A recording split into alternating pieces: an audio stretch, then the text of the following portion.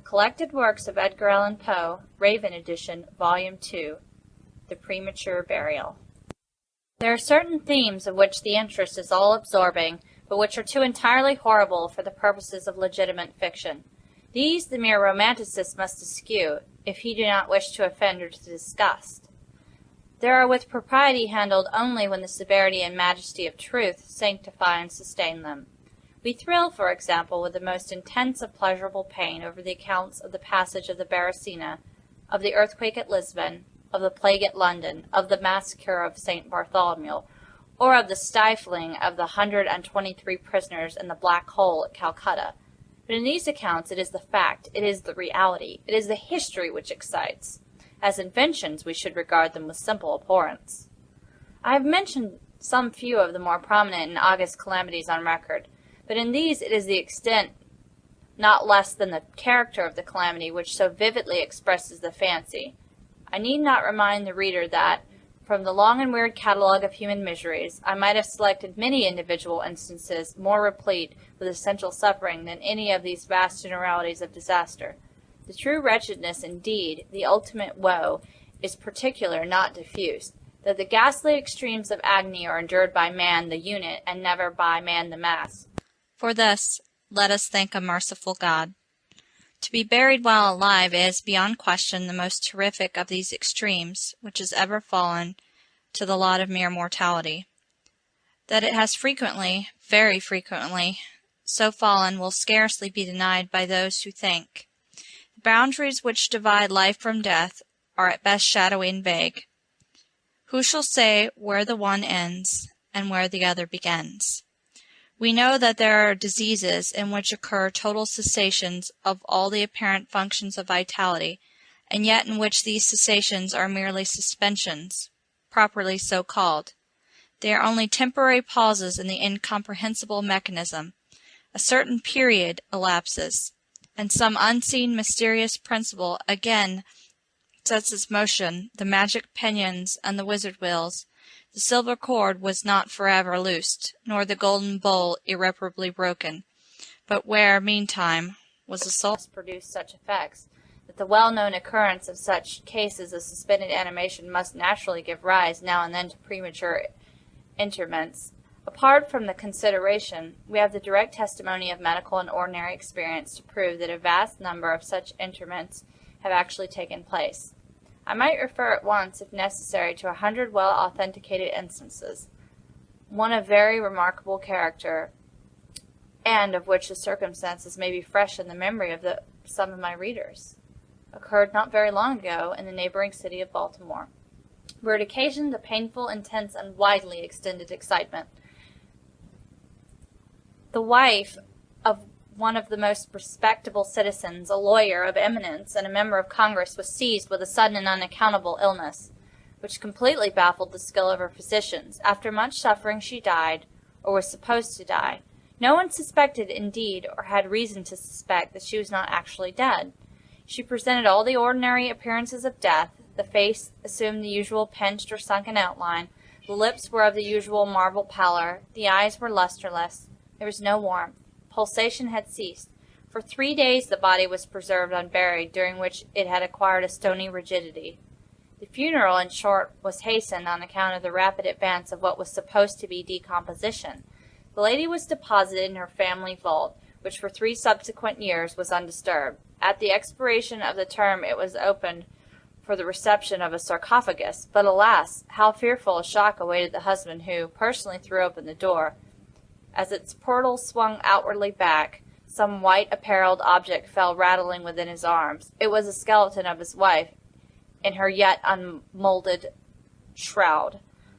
A careful investigation rendered it evident that she was revived within 2 days after entombment, that her struggles within the coffin had caused it to fall from a ledge or shelf to the floor, where it was so broken as to permit her escape. A lamp which had been accidentally left full of oil within the tomb was found empty. It might have been exhausted, however, by evaporation. On the uttermost of the steps which led down into the dread chamber was a large fragment of the coffin, with which it seemed that she had endeavored to arrest attention by striking the iron door. While thus occupied, she probably swooned, or possibly died through sheer terror, and Having passed with him some wretched years, she died. At least her condition so closely resembled death as to deceive every one who saw her. She was buried, not in a vault, but in an ordinary grave in the village of her nativity. Filled with despair, and still inflamed by the memory of a profound attachment, the lover journeys from the capital to the remote province in which the village lies, with the romantic purpose of disinterring the corpse, and possessing himself of its luxuriant tresses. He reaches the grave. At midnight he unearths the coffin, opens it, and is in the act of detaching the hair when he is arrested by the unclosing of the beloved eyes. In fact, the lady had been buried alive. Vitality had not altogether departed, and she was roused by the caresses of her lover from the lethargy which had been mistaken for death. He bore her frantically to his lodgings in the village. He employed certain powerful restoratives suggested by no little medical learning.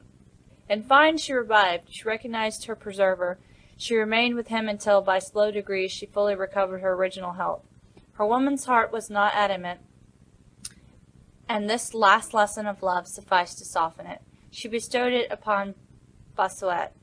She returned no more to her husband, but concealing from him her resurrection, fled with her lover to America. 20 years afterward, the two returned to France in the persuasion that time had so greatly altered the lady's appearance that her friends would be unable to recognize her. They were mistaken, however, for at the first meeting Monsieur Renelle did actually recognize and make claim to his wife. This claim she resisted, and a judicial tribunal sustained her in her resistance, deciding that the peculiar circumstances with a long lapse of years had extinguished not only equitably but legally the authority of the husband.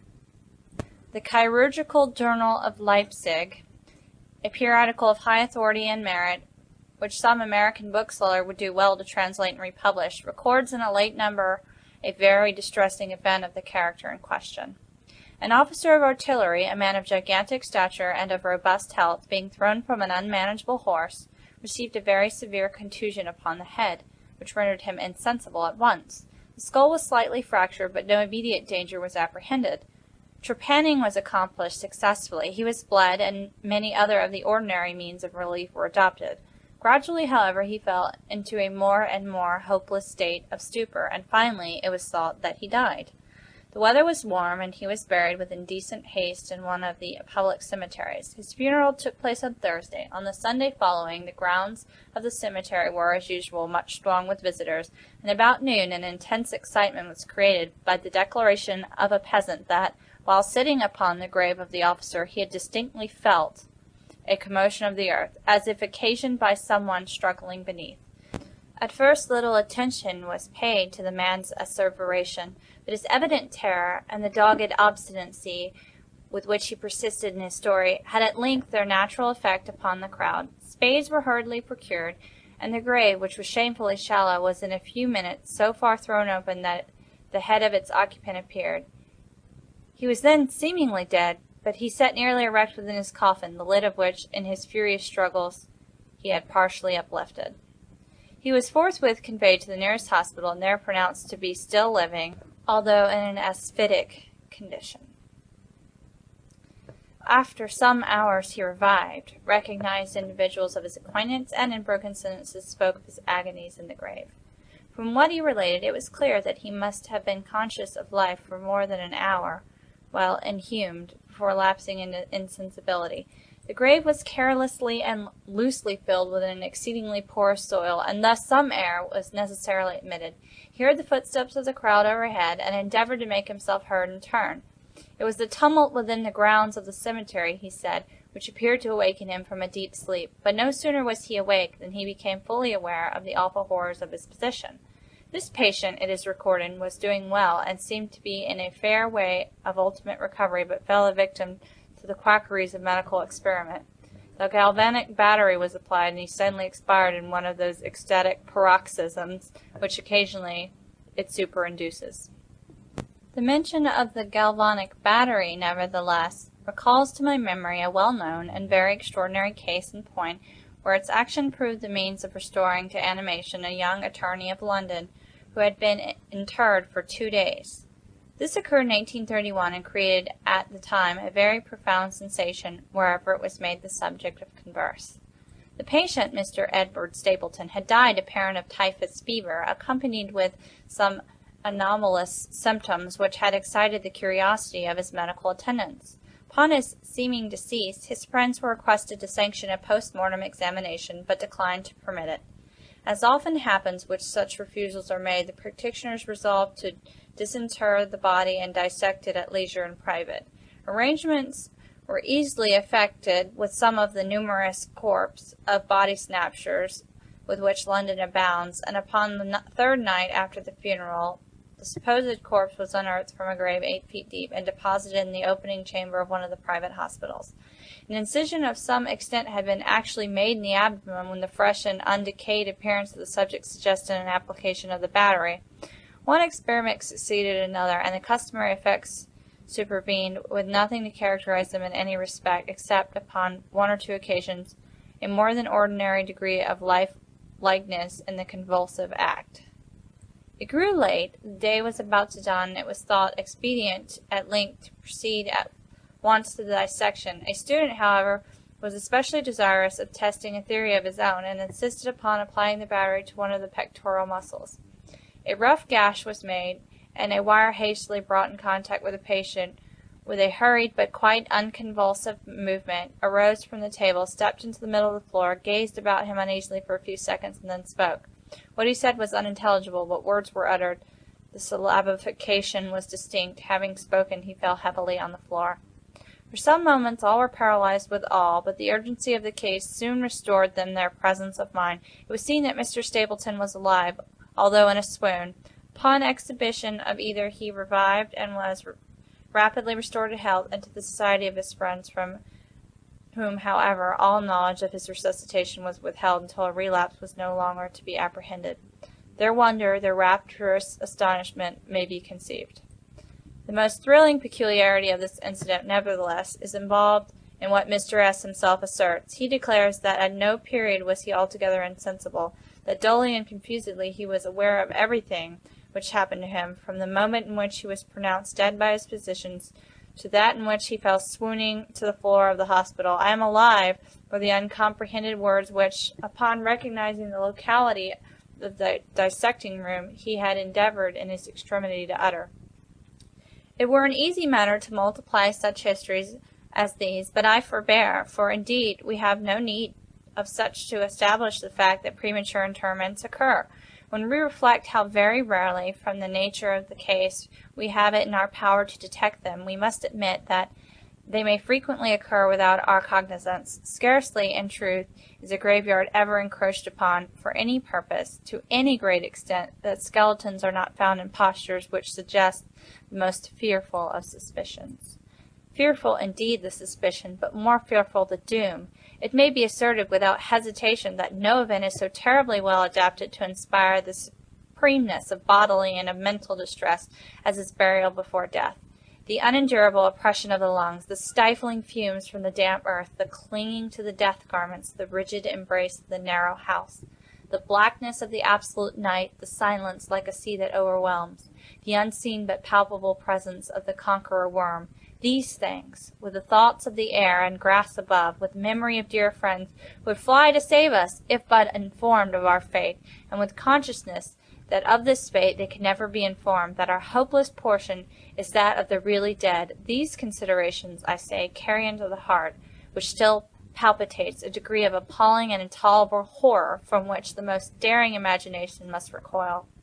We know of nothing so agonizing upon earth. We can dream of nothing half so hideous in the realms of the nethermost hell, and thus all narratives upon this topic have an interest profound, an interest nevertheless which, through the sacred awe of the topic itself, very properly and very peculiarly depends upon our conviction of the truth of the matter narrated. What I have now to tell is of my own actual knowledge, of my own positive and personal experience. For several years, I had been subject to attacks of the singular disorder which physicians have agreed to term catalepsy, in default of a more definitive title. Although both the immediate and the predisposing causes, and even the actual diagnosis of this disease, are still mysterious, its obvious and apparent character is sufficiently well understood. Its variations seem to be chiefly of degree. Sometimes the patient lies for a day only, or even for a shorter period in a series of exaggerated lethargy. He is senseless and extremely motionless, but the pulsation of the heart is still faintly perceptible. Some traces of warmth remain, a slight color lingers within the center of the cheek, and upon application of a mirror to the lips, we can detect a torpid, unequal, and vacillating action of the lungs. Then again, the duration of the trance is for weeks, even for months, while the closest scrutiny and the most rigorous medical tests fail to establish any material distinction between the state of the sufferer and what we conceive of absolute death. Very usually he is saved from premature interment solely by the knowledge of his friends that he has been previously subject to catalepsy, by the consequent suspicion excited, and, above all, by the non-appearance of decay. The advances of the malady are luckily gradual. The first manifestations, although marked, are unequivocal. The fits grow successively more and more distinctive, and endure each for a longer term than the preceding. In this lies the principal security from inhumation. The unfortunate whose first attack should be of the extreme character which is occasionally seen would almost inevitably be consigned alive to the tomb. My own case differed in no important particular from those mentioned in medical books. Sometimes without any apparent cause I sank little by little into a condition of hemisyncope or half-swoon, and in the condition without pain, without ability to stir, or, strictly speaking, to think, but with a dull, lethargic consciousness of life, and of the presence of those who surrounded my bed, I remained, until the crisis of the disease restored me, suddenly to perfect sensation. At other times I was quickly and impetuously smitten. I grew sick and numb and chilly and dizzy, and so fell prostrate at once. Then for weeks all was void and black and silent, and nothing became the universe. Total annihilation could be no more. From these latter attacks I awoke, however, with a gradation slow in proportion to the suddenness of the seizure, just as the day dawns to the friendless and houseless beggar who roams the streets throughout the long desolate winter. Night, just so tardily, just so wearily, just so cheerily, came back to the light of the soul to me. Apart from the tendency to trance, however, my general health appeared to be good, nor could I perceive that it was at all affected by the one prevalent malady, unless indeed an idiosyncrasy in my ordinary sleep may be looked upon as superinduced. Upon awakening from slumber, I could never gain at once thorough possession of my senses, and always remained for many minutes in much bewilderment and perplexity, the mental faculties in general, but the memory in especial, being a condition of absolute abeyance. And all that I endured there was no physical suffering, but of moral distress and infinitude. My fancy grew charnel. I talked of worms, of tombs, and epitaphs. I was lost in reveries of death, and the idea of premature burial held continual possession of my brain. The ghastly danger to which I was subjected haunted me day and night. In the former, the torture of meditation was excessive, in the latter supreme. When the grim darkness overspread the earth, then, with every horror of thought, I shook as the quivering plumes upon the hearse.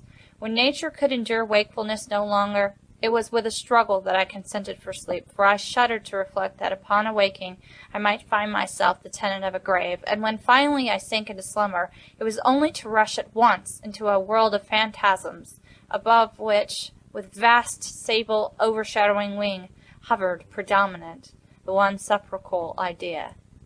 From the innumerable images of gloom which thus oppressed me in dreams, I select for record but a solitary vision. Methought I was immersed in a cataleptic trance of more than usual duration and profundity. Suddenly there was an icy hand upon my forehead, and an impatient, gibbering voice whispered the word, "Arise," within my ear. I sat erect. The darkness was total. I could not see the figure of him who had aroused me. I could call to mind neither the period at which I had fallen into the trance, nor the locality in which I then lay. While I remained motionless and busied in endeavors to collect my thought, the cold hand grasped me fiercely by the wrist, shaking it petulantly, while the gibbering voice said again, "Arise! Did I not bid thee arise? And who, I demanded, art thou?" "I have no name in the regions which I inhabit," replied the voice mournfully. "I was mortal, but am fiend. I was merciless, but am pitiful. Thou dost feel that I shudder. My teeth chatter as I speak. Yet it is not with the chilliness of the night without end. This hideousness is insufferable. How canst thou tranquilly sleep? I cannot rest for the cry of these great agonies. These sights are more than I can bear. Get thee up. Come with me into the outer night, and let me unfold to thee the graves. Is not this a spectacle of woe? Behold! I looked, and the unseen figure which still grasped me by the wrist had caused to be thrown open the graves of all mankind, and from each issued the faint phosphoric radiance of decay, so that I could see into the innermost recesses, and there view the shrouded bodies in their sad and solemn slumbers with the worm. But alas, the real sleepers were fewer by many millions than those who slumbered not at all, and there was a feeble struggling, and there was a general sad unrest, and from out the depths of the countless pits there came a melancholy rustling from the garments of the buried. And of those who seemed tranquilly to repose, I saw that a vast number had changed, in a great or less degree, the rigid and uneasy position in which they had naturally been entombed, and the voice again said to me as I gazed, "Is it not, oh, is it not a pitiful sight?" But before I could find words to reply, the figure had ceased to grasp my wrist. The phosphoric lights expired, and the graves were closed with a sudden violence, while from out them arose a tumult of despairing cries, saying again, "Is it not, oh God, is it not a very pitiful sight?" Fantasies such as these, presenting themselves at night, extended their terrific influence far into my waking hours. My nerves became thoroughly unstrung, and I fell a prey to perpetual horror. I hesitated to ride or to walk, or to indulge in any exercise that could carry me from home. In fact, I no longer dared trust myself out of the immediate presence of those who were aware of my proneness to catalepsy, lest, falling into one of my usual fits, I should be buried before my real condition could be ascertained. I doubted the care, the fidelity of my dearest friends. I dreaded that, in some trance of more than customary duration, they might be prevailed upon to regard me as irrecoverable. I even went so far as to fear that, as I occasioned much trouble, they might be glad to consider any very protracted attack a sufficient excuse for getting rid of me altogether. It was in vain they endeavored to reassure me by the most solemn promises. I exacted the most sacred oaths that under no circumstances they would bury me until decomposition had so materially advanced as to render farther preservation impossible. And even then, my mortal terrors would listen to no reason, would accept no consolation. I entered into a series of elaborate precautions. Among other things, I had the family vault so remodeled as to admit of being readily opened from within. The slightest pressure upon a long lever that extended far into the tomb would cause the iron portal to fly back. There were arrangements also for the free admission of air and light, and convenient receptacles for food and water within the immediate reach of the coffin intended for my reception. This coffin was warmly and softly padded, and was provided with a lid fashioned upon the principle of the vault door, with the addition of springs so contrived that the feeblest movement of the body could be sufficient to set it at liberty. Besides all this, there was suspended from the roof of the tomb a large bell, the rope of which, it was designed, should extend through a hole in the coffin, and so be fastened to one of the hands of the corpse. But alas! What avails the vigilance against the destiny of man? Not even these well-contrived securities suffice to save from the uttermost agonies of living inhumation a wretch of these agonies foredoomed. There arrived an epoch, as often before there had arrived, in which I found myself emerging from total unconsciousness into the first feeble and indefinite sense of existence. Slowly, with a tortoise gradation, approached the faint grey dawn of the cycle day. A torpid uneasiness, an apathetic endurance of dull pain, no care, no hope, no effort. Then, after a long interval, a ringing in the ears. Then, after a lapse still longer, a prickling or tingling sensation in the extremities. Then a seemingly eternal period of pleasurable quiescence, during which the awakening feelings are struggling into thought. Then a brief resinking into nonentity. Then a sudden recovery. At length the slight quivering of an eyelid, and immediately thereupon an electric shock of a terror, deadly and infinite, which sends the blood in torrents from the temples to the heart. And now the first positive effort to think. And now the first endeavor to remember. And now a partial and evanescent success. And now the memory has so far regained its dominion that, in some measure, I am cognizant of my state. I feel that I am not awaking from ordinary sleep. I recollect that I have been subject to catalepsy. And now, at last, as if by the rush of an ocean, my shuddering spirit is overwhelmed by the one grim danger, by the one spectral and ever-prevalent idea. For some minutes after this fancy possessed me, I remained without motion. And why? I could not summon courage to move. I dared not make the effort which was to satisfy me of my fate, and yet there was something at my heart which whispered me it was sure. Despair, such as no other species of wretchedness ever calls into being, despair alone urged me, after long irresolution, to uplift the heavy eyelids of my eyes. I uplifted them. It was dark, all dark. I knew that the fit was over. I knew that the crisis of my disorder had long passed. I knew that I had now fully recovered the use of my visual faculties, and yet it was dark, all dark, the intense and utter raylessness of the night that endureth for evermore. I endeavored to shriek, and my lips and my parched tongue moved convulsively together in the attempt, but no voice issued from the cavernous lungs, which oppressed, as if by the weight of some incumbent mountain, gasped and palpitated with the heart at every elaborate and struggling inspiration. The movement of the jaws in this effort to cry aloud showed me that they were bound up, as is usual with the dead. I felt, too, that I lay upon some hard substance, and by something similar my sides were also closely compressed. So far I had not ventured to stir any of my limbs, but now I violently threw up my arms, which had been lying at length with the wrists crossed. They struck a solid wooden substance which extended above my person at an elevation of not more than 6 inches from my face. I could no longer doubt that I reposed within a coffin at last. And now, amid all my infinite miseries, came sweetly the cherub hope, for I thought of my precautions. I writhed, and made spasmodic exertions to force upon the lid. It would not move. I felt my wrists for the bell rope. It was not to be found. And now the comforter fled forever, and a still sterner despair reigned triumphant, for I could not help perceiving the absence of the paddings which I had so carefully prepared. And then, too, there came suddenly to my nostrils the strong peculiar odor of moist earth. The conclusion was irresistible. I was not within the vault. I had fallen into a trance while absent from home, while among strangers, when or how I could not remember, and it was they who had buried me as a dog, nailed up in some common coffin, and thrust deep, deep, and forever into some ordinary and nameless grave. As this awful conviction forced itself thus into the innermost chambers of my soul, I once again struggled to cry aloud, and in the second endeavor I succeeded. A long, wild, and continuous shriek or yell of agony resounding through the realms of subterranean night. "Hello! Hello there!" said a gruff voice in reply. "What the devil's the matter now?" said a second. "Get out of that!" said a third. "What do you mean by yowling in that air kind of style, like a cattymount?" said a fourth. And hereupon I was seized and shaken without ceremony for several minutes by a junta of very rough-looking individuals. They did not arouse me from my slumber, for I was wide awake when I screamed, but they restored me to the full possession of my memory.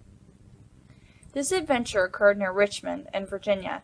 Accompanied by a friend, I had proceeded upon a gunning expedition some miles down the banks of the James River. Night approached, and we were overtaken by a storm. The cabin of a small sloop lying at anchor in the stream, and laden with garden mold, afforded us the only available shelter. We made the best of it, and passed the night on board. I slept in one of the only 2 berths in the vessel, and the berths of a sloop of 60 or 20 tons need scarcely be described.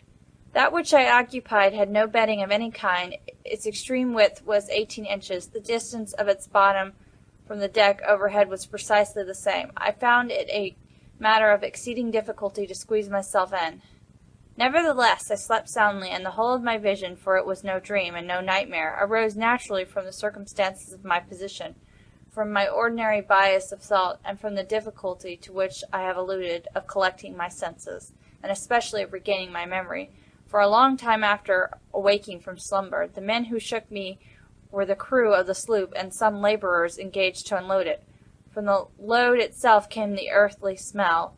The bandage about the jaws was the silk handkerchief in which I had bound up my head in default of my customary nightcap.